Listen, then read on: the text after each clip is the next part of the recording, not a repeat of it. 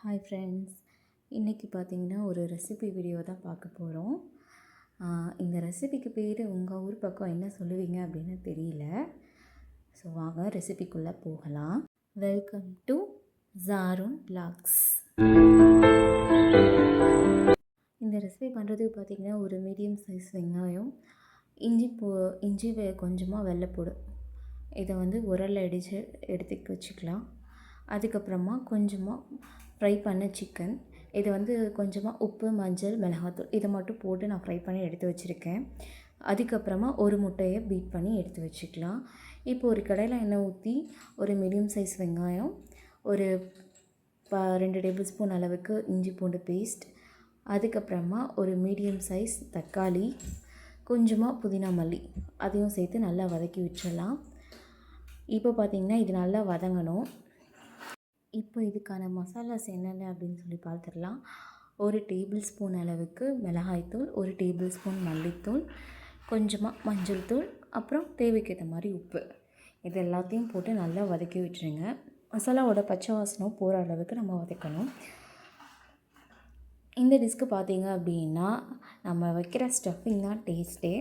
So நம்ம எந்த அளவுக்கு பச்சை வாடை போகிற அளவுக்கு வதக்குறோமோ அந்த அளவுக்கு இதில் வந்து டேஸ்ட் வந்து நல்லாயிருக்கும். இப்போ பார்த்திங்கன்னா கொஞ்சமாக நம்ம பீட் பண்ணி வச்சுருந்த முட்டையை இதில் போட்டு கிளறி விட்டுறலாம். முட்டை நல்லா வெந்ததுக்கப்புறம் சிக்கன், நம்ம ஃப்ரை பண்ணி வச்சுருந்த சிக்கனை சேர்த்துக்கலாம்.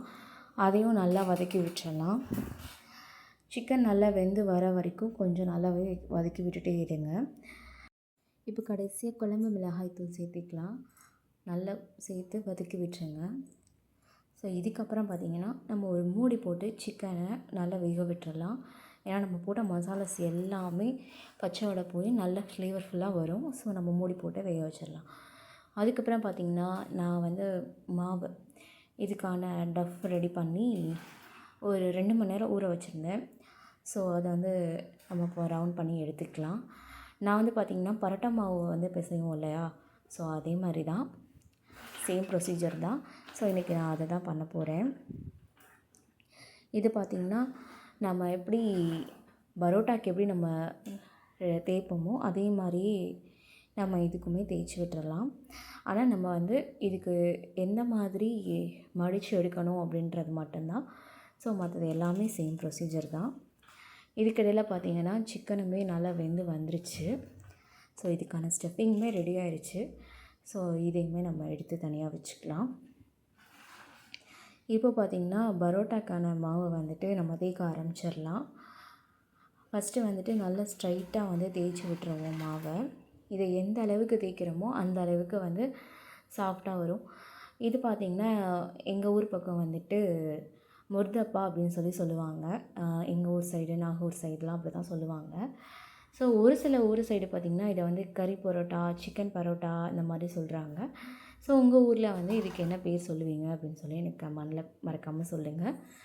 ஸோ இப்போ பார்த்திங்கன்னா இது நல்லா தின் லேயராக வந்து தேய்ச்சி விட்டுறலாம். ஸோ கொஞ்சமாக ஆயில் ஊற்றி நல்லா தேய்ச்சி விட்டுருங்க. இது முக்கியமாக என்ன பண்ணணும்னா அங்கங்கே ஹோல்ஸ் எதுவும் இல்லாமல் இருக்கணும். ஆனால் எனக்கு வந்து இன்றைக்கி ஹோல்ஸ் வந்துருச்சு. ஸோ நீங்கள் ஹோல்ஸ் இல்லாமல் அதை தேய்க்கிறதுக்கு ட்ரை பண்ணுங்கள்.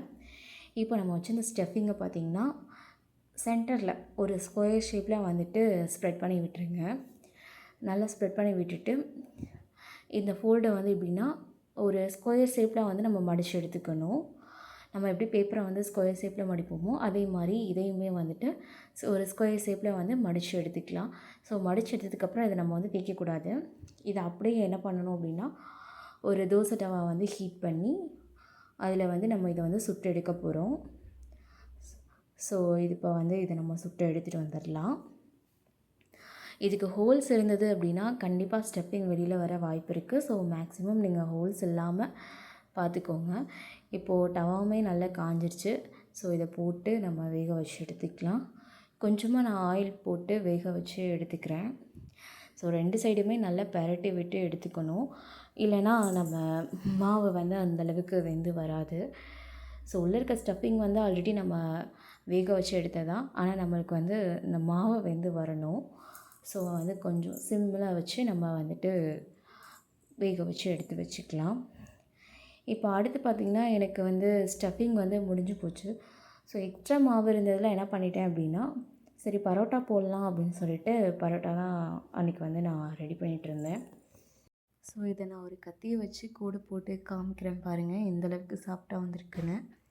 ஸோ இதுக்கு வந்து ஏதாச்சும் சாஸோ இல்லை ஏதாவது ஒரு ரைத்தா இருந்தாலே போதும். நான் அன்றைக்கி வந்து ஜஸ்ட் ஒரு சாஸ் தான் அதை ஊற்றி சர்வ் பண்ணேன். ஸோ பேலன்ஸ் இருந்த மாவுமே வந்து பரோட்டா போட்டு எடுத்துட்டேன். ஸோ அன்றைக்கி பரோட்டாவுமே நல்லா தான் வந்துருந்துச்சு. ஸோ என்ன நினைக்கிறீங்க அப்படின்னு எனக்கு கமெண்ட் பண்ணுங்கள். இந்த ரெசிபி பிடிச்சிருந்துச்சி அப்படின்னா கண்டிப்பாக வீடியோவுக்கு ஒரு லைக் போடுங்க. ஸோ புதுசாக பார்க்குறவங்க கண்டிப்பாக சப்ஸ்கிரைப் பண்ணுங்கள். கீழே இருக்க பெல் ஐக்கானை கிளிக் பண்ணுங்கள். அப்போ தான் நான் போடுற வீடியோஸை நீங்கள் பார்க்க முடியும். வீடியோ ஃபுல்லாக பார்த்தவங்களுக்கு தேங்க்யூ.